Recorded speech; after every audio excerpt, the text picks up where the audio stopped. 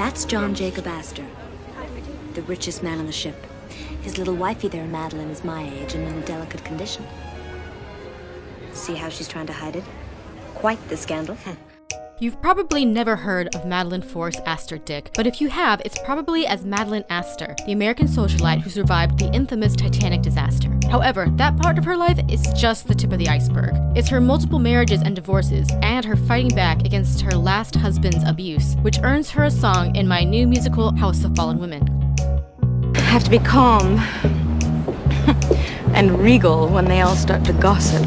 Madeleine was born into a well-to-do family, intent on climbing the social ladder, who went on to marry not once, not twice, but 3 times. 1 Mr. Right, according to the social register, and 2 Mr. Wrongs, the last Mr. Wrong leaving her with broken bones and a smeared name. Madeleine died tragically from heart failure just a couple of years later at the age of 46. She learned the hard way that the stories of women who don't follow society's rules usually end in tragedy. Roomed and gathered all my life to one day be a rich man's wife. Madeleine Force was born in New York in 1893 into a prosperous shipping and manufacturing family. She was an especially bright pupil at a progressive school whose motto was, "Not for school, but for life we learn." She was intelligent, talented, and beautiful, and it looked as if her future could not be brighter. She was poised to marry childhood friend William K. Dick, also from an established family, until she met Colonel John Jacob Astor.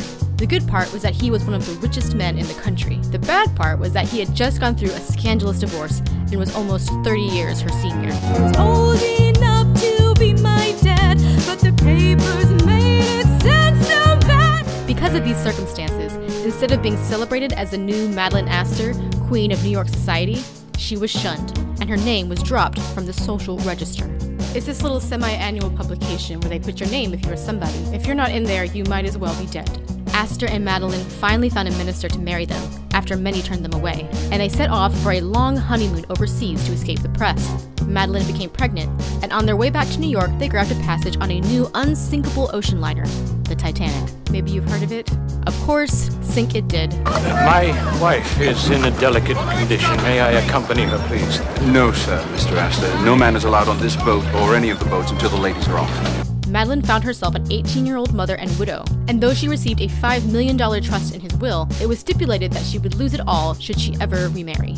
But that didn't stop her from remarrying just 4 years later, to her old childhood sweetheart, William Dick.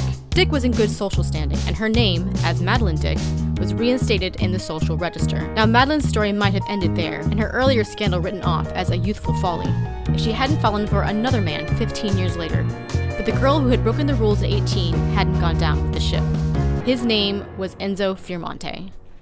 He was a dark and handsome Italian prizefighter whom my husband had hired to teach boxing to our sons. Pause for irony.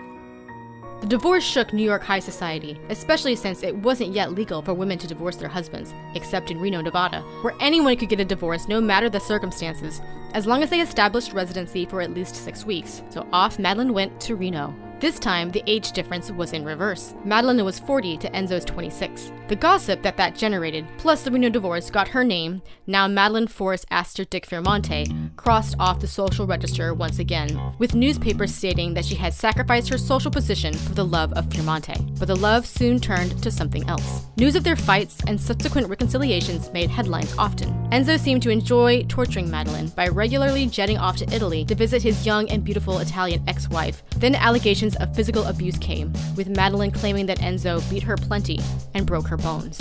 After 5 years, even though she knew another divorce would ruin her, Madeleine could take it no longer. But she didn't have to run to Reno this time. No-fault divorces wouldn't be legal in America for another few decades, but women could divorce on specific grounds such as desertion, adultery, or extreme cruelty. Madeleine chose the latter. Enzo wasn't happy to be left, so he went on to smear her name by selling an account of their relationship to the tabloid True Story, which turned into a serialized collection. He also managed to get $150,000 as severance payment. After losing her money and reputation, she took back control over her life in the only way she had left, by officially dropping Fiermonte's name from hers, becoming Madeleine Force Astor Dick. After divorcing Fiermonte, the public sentiment was that she got what she deserved after so quickly divorcing her previous husband. Eventually, no one except her 2 sons with William Dick would even associate with her, and to cope, she started abusing prescription drugs. The woman who had been bred to get her identity from the man who owned her had passed through 4 different hands, and now found herself claimed by no one. Just a year later, Madeleine died of heart failure, though it was rumored to be a side effect of her addiction to prescription drugs. With so many names, it's impossible to know exactly how Madeleine thought of herself.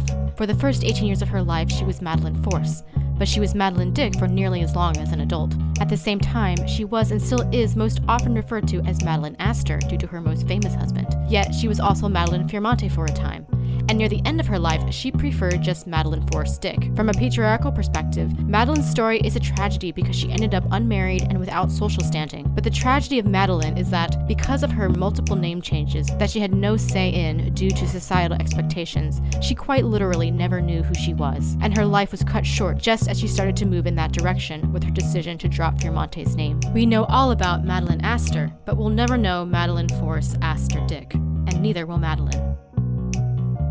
Mrs. Force Astor Dick, that is how I will be